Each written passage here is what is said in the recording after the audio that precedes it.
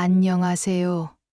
중부지방에 사는 60대 중반 할머니예요. 긴 인생 참 서럽습니다. 이 몸뚱아리 언제 죽을지도 모르겠고, 사실 그날이 멀지 않은 것 같은데, 아들 녀석 때문에 이렇게도 속이 상한 적이 있던지 너무 서럽네요. 서럽다 못해 큰 결단을 내렸어요. 그렇게 하고 나니 속이 너무 시원하네요. 제 긴 이야기 좀 들어보시겠어요? 저는 5남매 중 막내로 태어났어요. 지독한 가난 속에서 살았고 학교도 제대로 다니지 못했어요. 초등학교 5학년 때 학교를 그만뒀으니까요. 부모님도 제 교육엔 관심이 없으셨어요. 두 분 중 한 분이라도 제 편을 들어주셨으면 좋았을 텐데 오히려 학교를 관두게 만드셨죠. 작은 손으로 일하게 되면서 제 손등은 늘 퉁퉁 부르터 있었어요. 거북이 등가죽 같은 손등이었죠. 지금은 그렇지 않지만 그 당시 손에 바를 만한 크림도 제대로 없었습니다. 부모님을 도와 농사일도 하고 공장에 나가 일을 했어요. 20살이 되자 부모님은 미안했는지 일 그만하고 결혼하라고 재촉하셨어요. 너는 얼굴형도 예쁘고 특히 눈이 커서 5남매 중 가장 인물이 좋으니 빨리 시집 가서 아이 낳고 살라고 하는 것이었어요. 부모님 마음에 든 사람이 있는 건지 하지만 저는 부모님이 누구를 소개시켜 줄지 알고 있었어요. 이웃집 임씨 아저씨였어요. 돈은 많은데 성격이 괴팍해서 아줌마가 도망간 집이었어요. 그런 사람에게 결혼을 하라고 재촉을 하다니 부모님이 원망스러웠죠. 솔직히 돈만 많으면 그렇게 거친 사람과 살아도 된다는 사고방식이 마음에 들지 않았어요. 부모님께 결혼 이야기는 나중에 하자고 거절하고 어렵게 번 돈으로 운전면허를 땄어요. 언젠간 써먹을 일이 있을 거라 생각했죠. 공장에 다니면서 열심히 일했고 오빠의 결혼 자금을 보태주기도 했어요. 어떤 집은 장남이 일해서 똑똑한 동생 대학 등록금을 내준다고 하던데 우리 5남매는 다들 교육도 제대로 못 받았어요. 장사를 배운 오빠도 있었고 큰언니는 조금 잘 사는 집에 시집 가서 잘 살고 있어요. 부모님은 가진 게 없으니 가난을 면치 못했어요. 젖은 손뭉치처럼 무거워진 몸을 이끌고 집에 가면 부모님은 늘 돈 얘기를 하셨어요. 이렇게 살아서 뭐하나. 밑도 끝도 없이 집에 돈을 보내주고 나는 언제 제대로 된 연애나 해볼 수 있을까 하는 생각에 부모님과 떨어져 살고 싶다는 생각이 들더군요. 마침 그때 초등학교 때 단짝인 친구 순옥이가 연락을 했습니다. 너 운전면허 따놨다고 했지? 우리 고모 친구분이 여자 기사를 구한대. 한번 면접 보러 가볼래?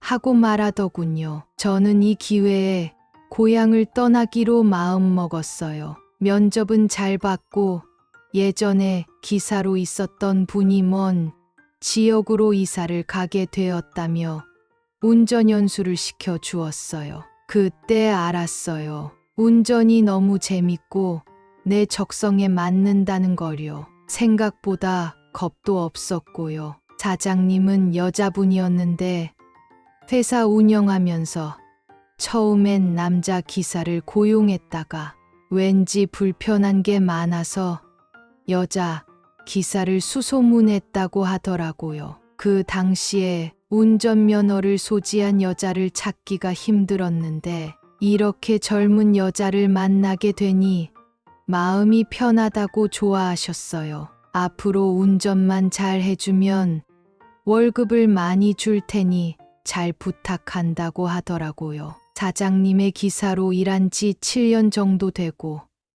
저도 결혼 정년기가 되었어요. 어느 날 사장님과 밥을 먹으러 식당에 가서 한 남자를 만나게 되었는데요. 백반을 먹고 있는데 제가 앉은 테이블로 다가오더니 저에게 말을 거는 거예요. 첫눈에 반했다고 하면서 자기 휴대폰 번호를 알려주더라고요. 저는 그 지역에서 짧게 연애는 해봤어도 누구를 깊이 사귀어 본 적은 없었습니다. 사장님은 그 남자 눈매가 선해 보인다고 일단 전화번호는 주지 말라고 하더라고요. 평소에 저를 많이 생각해주는 사장님 말씀을 듣기로 했어요. 그리고 그 남자에게 전화도 걸지 않았고요. 3일 뒤에 사장님과 돈가스를 먹으러 갔는데 공교롭게도 그 남자분과 마주치게 되었어요.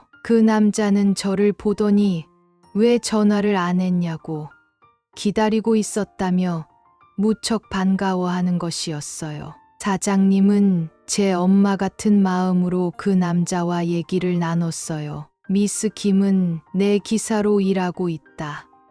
엄청 성실하고 예의 바르다 하며 칭찬을 해줬죠. 그 남자는 저보다 10살이 많았는데 이 지역에서 제조업 공장을 하는 사람이었어요. 사장님은 그 남자의 말을 듣더니 그러면 둘이 잘 만나 보라고 다리를 놔줬어요. 그 사람은 제 남편이 되었어요. 남편은 20대 중반에 결혼했는데 2년 만에 아내가 사고를 당해 하늘나라로 떠났다고 하더군요. 둘 사이에 아이는 없었고요. 아내를 그리워하다가 겨우 정신 차리고 산 지 2년도 안 됐는데 우연히 식당에서 저를 보고 마음이 움직였다고 하더라고요. 어쩜 그렇게 참하고 예쁘냐며 데이트해보자고 적극적으로 나오는데 저도 마음을 주게 되었어요.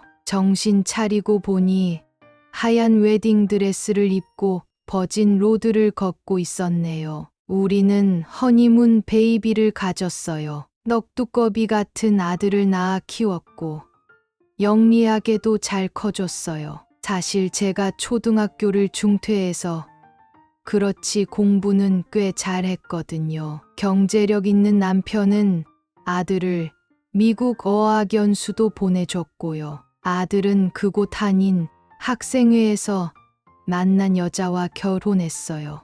여자 쪽 우리만큼 있는 집안은 아니었어요. 남편은 아들에게 경기도에 새 집을 마련해 줬어요. 전철역에서 10분 정도 위치해 있는 20평대 후반 아파트였는데요. 사돈은 너무 좋은 집을 해줘서 감사하다며 혼수랑 예단도 신경 써서 해주셨고요. 아들 내외는 당분간 아이는 생각이 없다며 회사 일에 몰두했어요. 한 달에 한 번은 밖에서 만나 외식도 하고 사돈 어른 밭에서 수확한 과실들을 보내주기도 하며 사이좋게 지내고 있었어요. 며느리도 워낙 바쁜 직군이라 주말에 밀린 잠을 자거나 오후 늦게 일어나 데이트 나간다고 하더군요. 주변 친구들은 아들 내외가 잘 사는지 궁금하겠지만 신혼부부에게 관심 꺼야 한다고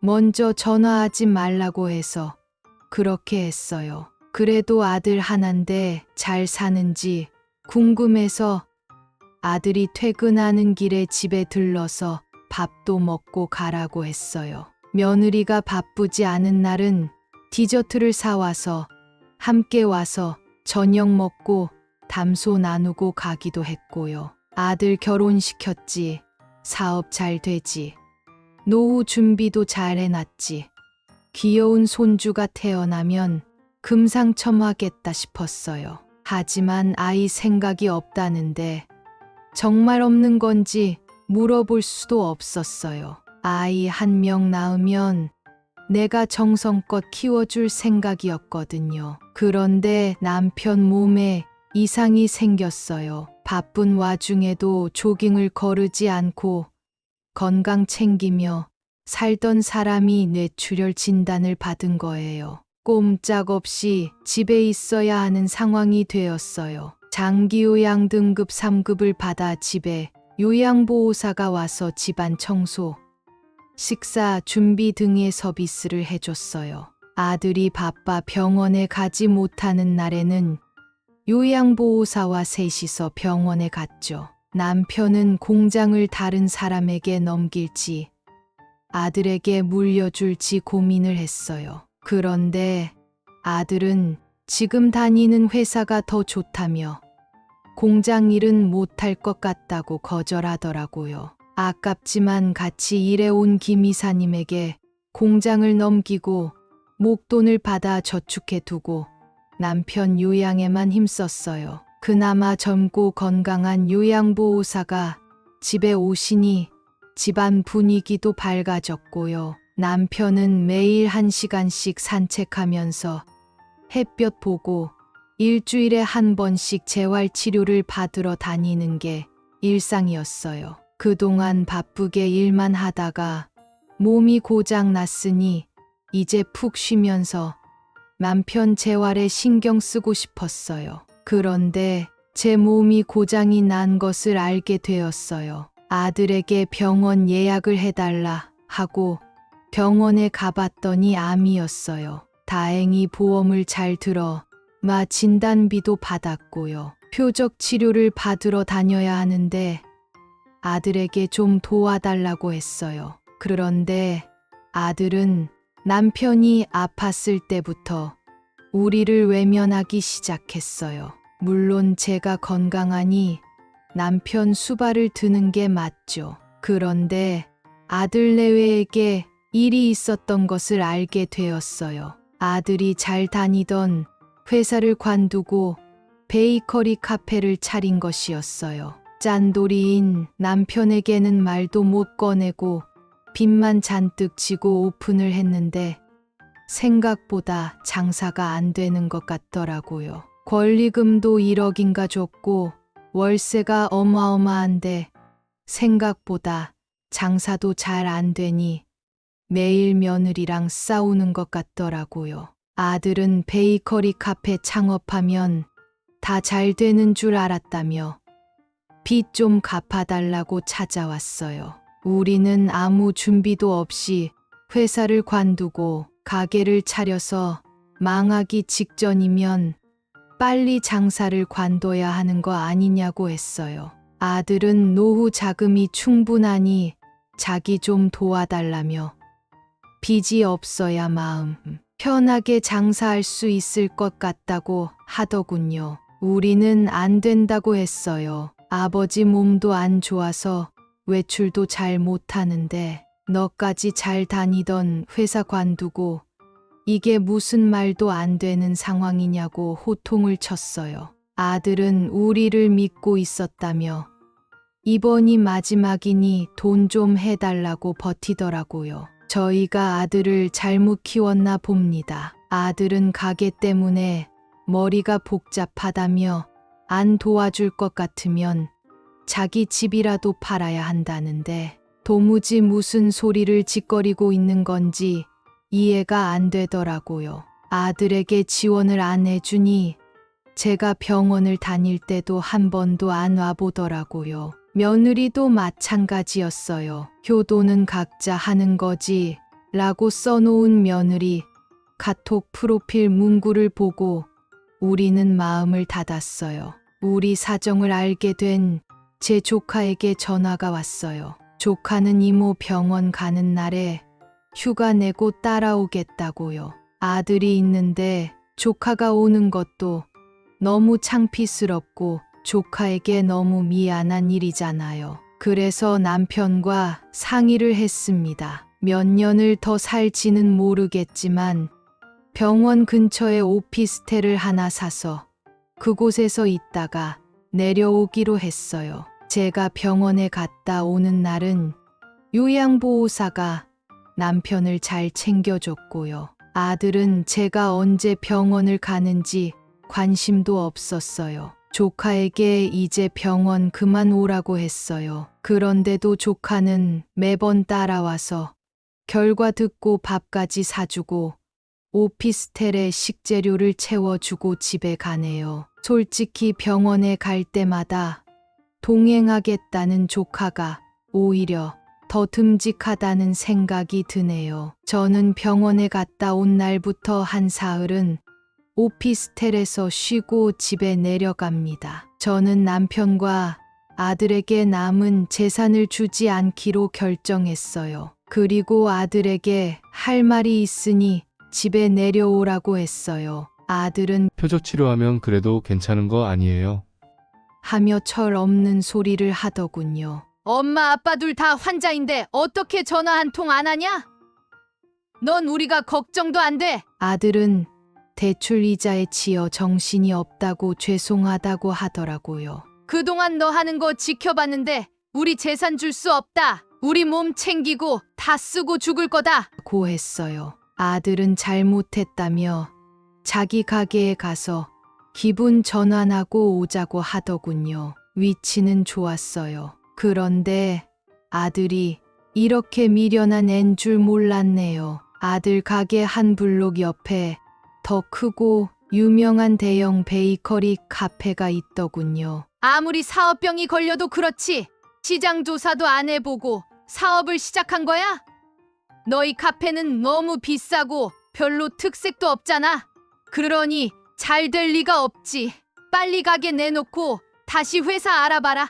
하고 집에 돌아왔어요. 아들은 요즘도 같은 말을 반복하고 있습니다. 남 밑에서 일하고 싶지 않다고요. 아들과의 기싸움은 계속될 것 같네요. 우리 몸 돌보는데도 정신이 없는데 아들과는 당분간 거리를 둬야겠어요. 저희 사정을 대강 아는 요양보호사는 어떤 조언을 해주고 싶은데도 조심스러워서 말을 못하겠다며 한 발짝 물러난 상태입니다. 자식 키워봤자 자기 금고로 아는 아들은 자식이 아니란 걸 이번에 뼈저리게 느꼈네요. 남은 돈은 어떤 일이 있어도 한 푼도 아들에게 주지 않을 생각이에요. 남편과 제 몸 관리하는데 돈을 다 쓰는 한이 있어도 말이죠.